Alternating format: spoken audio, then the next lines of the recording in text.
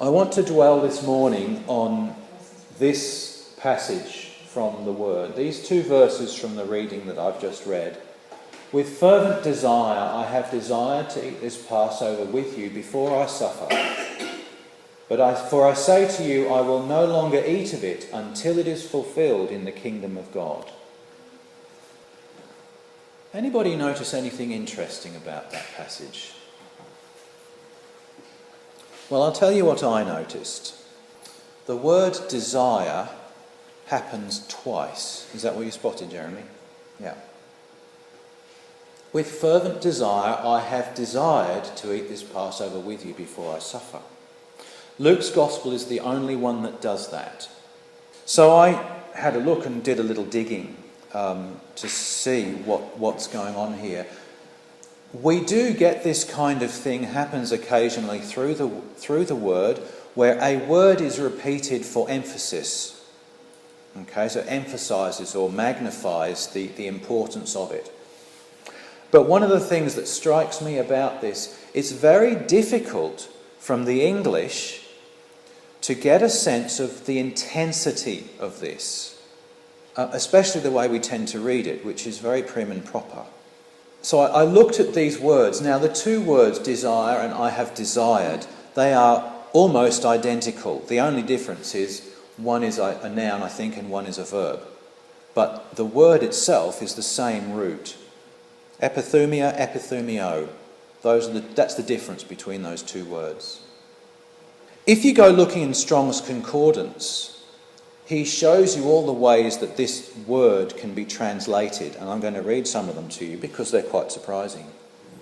Desire, craving, longing, desire for what is forbidden, lust, to lust after or to covet. And the last one is from the root word of these two, which means a glow, an ardour, the wine of passion, inflaming wine, which either drives the drinker mad or kills him with its strength. It's intense. So very often this word is used in a negative context, lust, craving. But that's obviously not the intent here. The intent is that it is an intense drive, something akin to a sexual drive. Almost an irresistible urge that the Lord is speaking of here. So the Lord is talking about this irresistible urge he has to do something. What's the thing that he's going to do? He's going to eat. Eat this Passover with you before I suffer. And that in itself seems strange. That we should have this burning desire to share a meal together, that it is that intense. Now, of course, we understand that this Passover meal has a deeper implication, and the Lord's desire for this Passover is about the implication, it's not about the meal itself. It's interesting that it foreshadows something. So I have desired to eat this Passover with you before I suffer. That foreshadows what he then talks about later on. For I say to you, I will no longer eat of it until it is fulfilled in the kingdom of God. And I think it's the fulfillment that he craves. We get the same thing in the reading from Corinthians, strangely enough. Paul wrote, for now we see in a mirror dimly, but then face to face. Now I know in part, but then I shall know, just as I also am known. So now we get a sense of something, but it will be fulfilled. It will be so much greater. The details are filled in. We understand the whole picture later. So there's a sense that this Passover foreshadows something greater to come. Swedenborg talks about spiritual nourishment meaning good and truth coming from the Lord. So the food and drink laid out on the table represent the spiritual nourishment we receive. And it's the spiritual nourishment that the Lord craves to give us. So the Passover feast is a foreshadowing of our own regeneration. And it is that the Lord so strongly desires for each one of our lives. I thought I'd also mention that a couple of years ago I read an article about a journalist who went somewhere like Afghanistan or certainly a Muslim country. And he'd managed to get an interview with one of the ruling warlords. He recounts the story of how he is invited to sit down and eat with this warlord, and makes the comment that somewhere along the way he picks up that there is an Arab tradition that when you eat with someone, you cannot be at war with them. You can do them no harm. They're a very strong code of hospitality, that to eat with someone in some way joins you together. Now, we see it in the Passover. One of the names we give this feast is communion. And communion, com-union, is to be joined with. It's true in a physical sense, in that when we share a meal together, we share a common substance. And that common substance is taken into our body and becomes part of us. We become one. And this is what happens here in the Passover, in the Holy Supper, in communion. We become one. In a physical sense, yes, in a very trivial way, but spiritually we become one. We become one with the Lord and one with each other as we regenerate, as we take in goodness and truth from the Lord. And it occurred to me as I was thinking about today and recalling that story about the journalist and the warlord, that if that is true for the Arabs, I imagine also it's true in the Middle East in general. And it just strikes me as interesting that the Lord made this comment, "Behold, the hand of my betrayer is with me on the table." How much more tragic is the betrayal given that they had shared a common meal? And again, that's something we don't pick up in the English. We don't realise that that's there.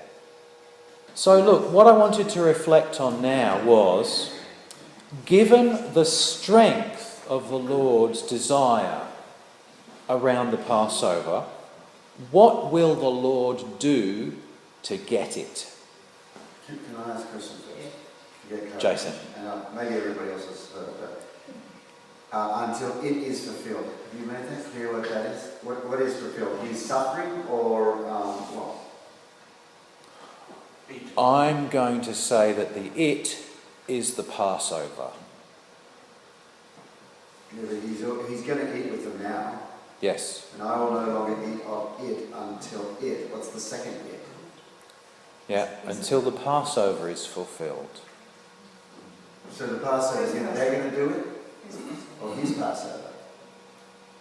Into heaven.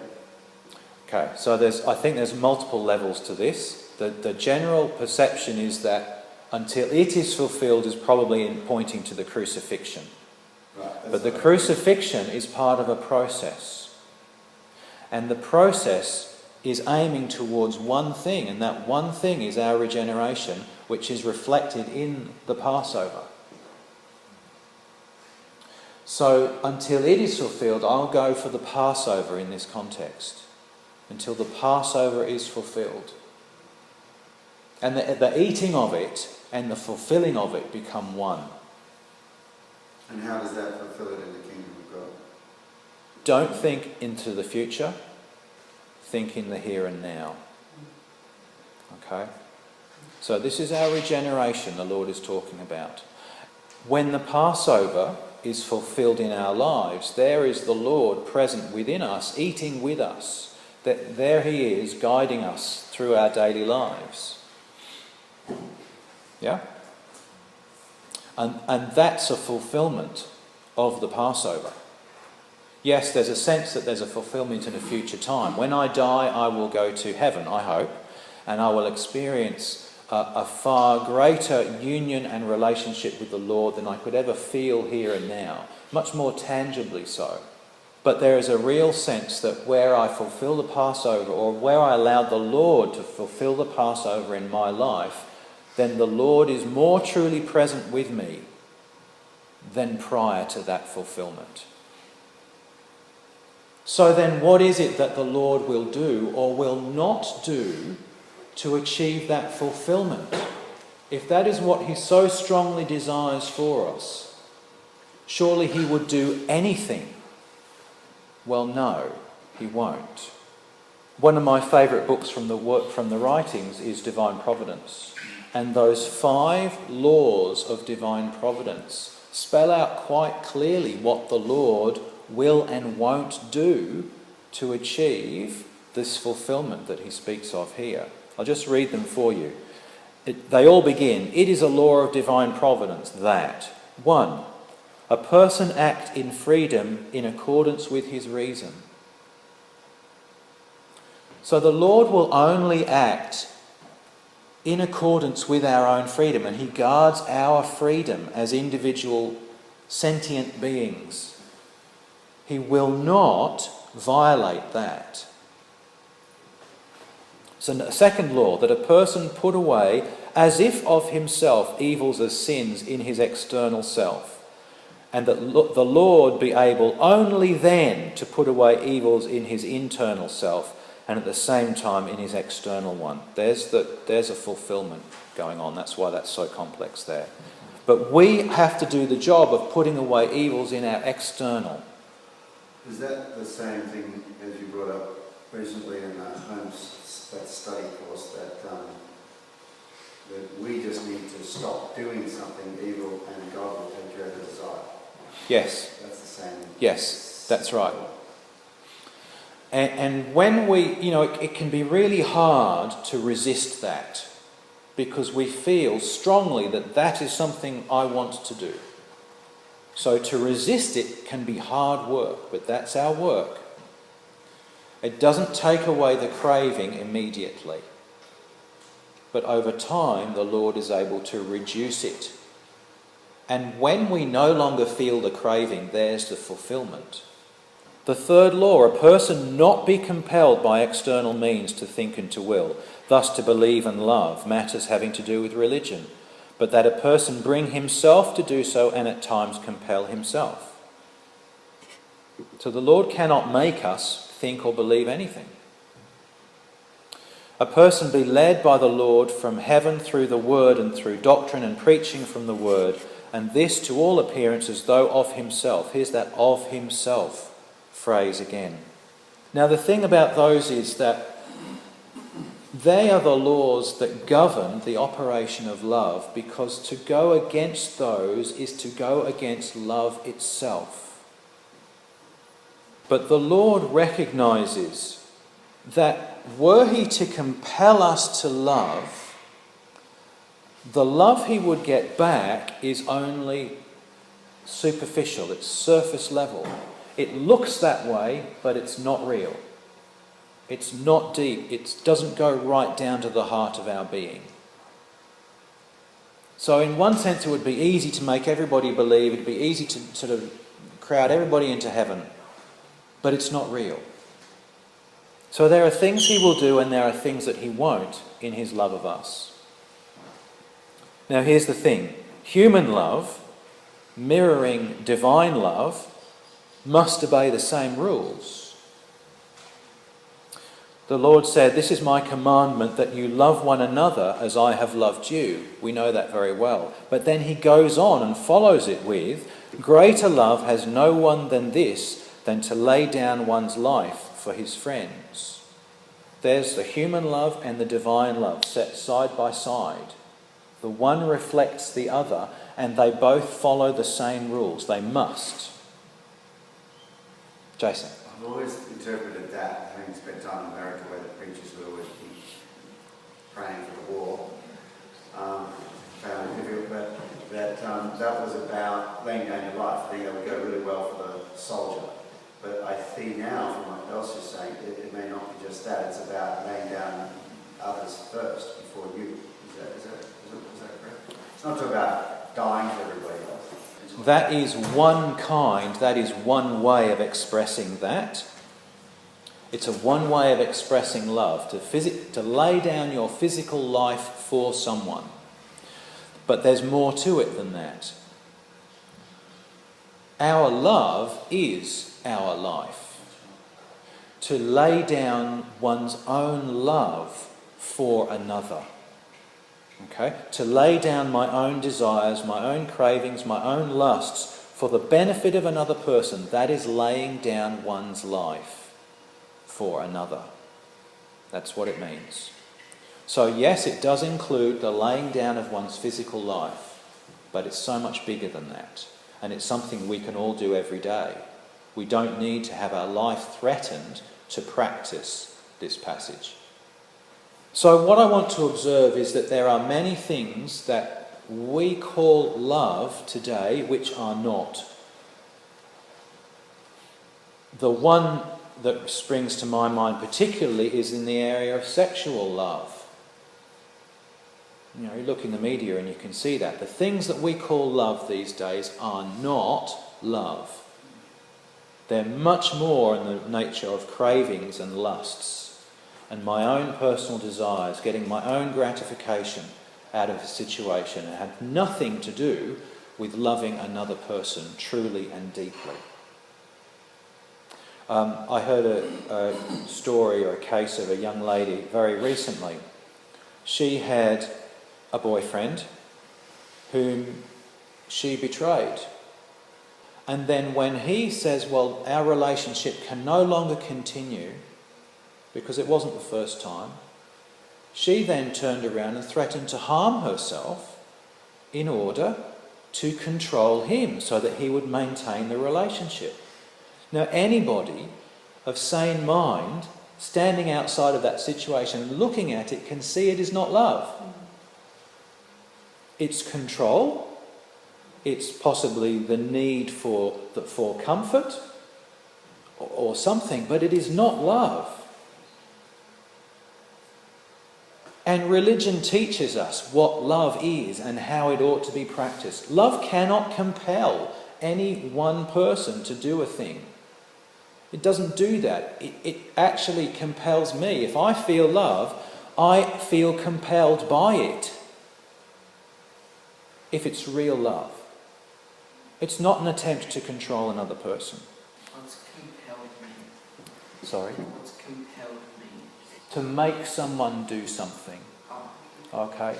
And there might be many ways we compel someone, Jasper.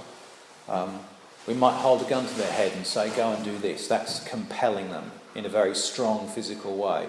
But we can control people emotionally as well. Withhold things from them if they're not going to do. Okay? So there are different ways of compelling, making someone to do something, driving them to do something that they don't necessarily want to do.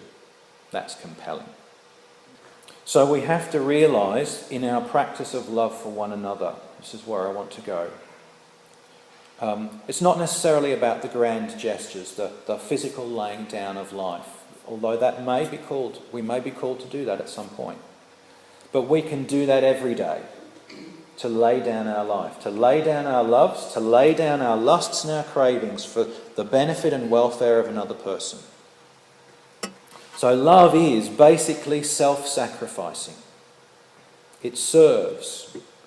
Love would endure hell to bring another into heaven. Love takes pleasure in the delight of another, but it doesn't impose its own delight upon another. We don't expect another person to enjoy the same things or enjoy the same things in the same way that we do. Love does not control, and it does not use others in any way for its own pleasure.